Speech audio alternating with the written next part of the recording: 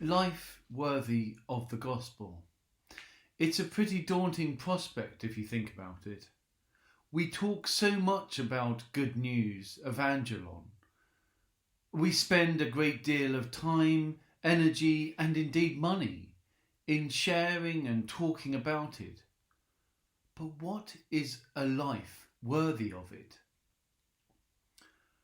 There are in our times, just as always, examples of people in public life who speak of prayer and Jesus, but their actions seem to be at odds with a life worthy of the gospel.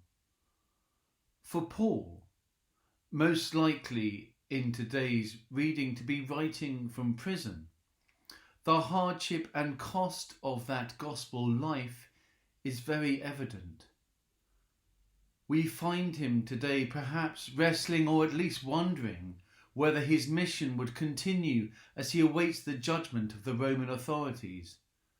Yet what shall I choose? I do not know. I am torn between the two. But he is sharing this uncertainty primarily out of compassion for the church of Philippi, aware that his physical absence is causing them distress and concern. Some of Paul's other epistles have a more critical, even chastising tone of the challenges and squabbles that beset the early churches. Not much changes, really.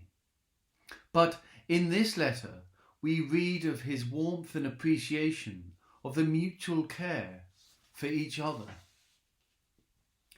He is uncertain when and if he will be able to visit them again, and concerned about the impact of that uncertainty on his brothers and sisters.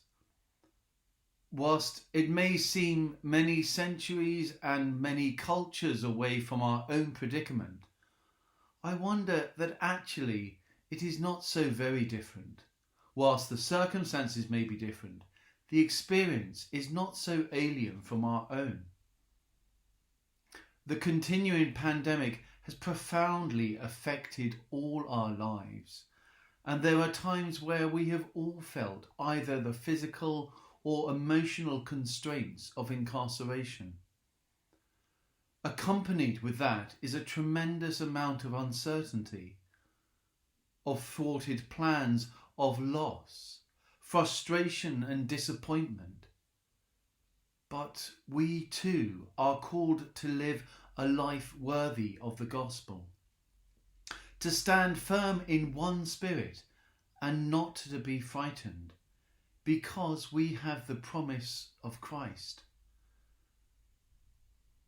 There is a danger in familiarity with words in all our lives, but perhaps especially in the church, of sentimentalizing or even trivializing through constant use. Fellowship perhaps is one of those words. The Greek koinonia can be translated as fellowship, but of course its meaning is much richer than that, and is also used to refer to communion, a joint participation. This is not a nice to have, but an essential and dynamic joint activity and approach.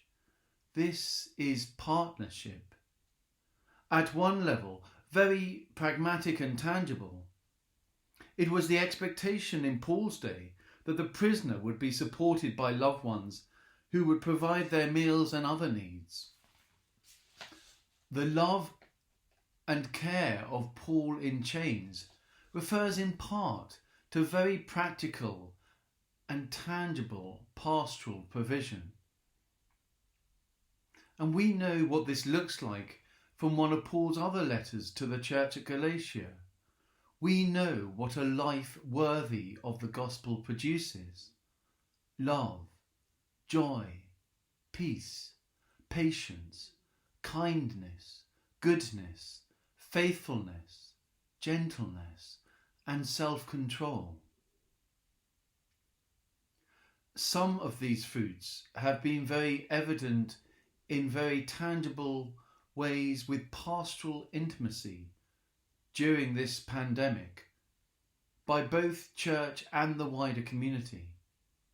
However, Paul is clear that this partnership knows no physical boundaries and is expressed not only in practical needs being met, but in spiritual communion. This living in one spirit gives comfort to both Paul and the recipients of his letter, that their joint venture continues whether Paul is physically present amongst them or not. This is a life of partnership, of standing together with confidence. Indeed, Paul says earlier in the chapter that his very chains of imprisonment, keeping him from visiting the church, are nevertheless a witness to the palace guard of the strength of his faith in a Lord who overcomes all adversity. It is often in our darkest moments of adversity and difficulty that others see Christ standing alongside us, even if perhaps when we don't see it ourselves.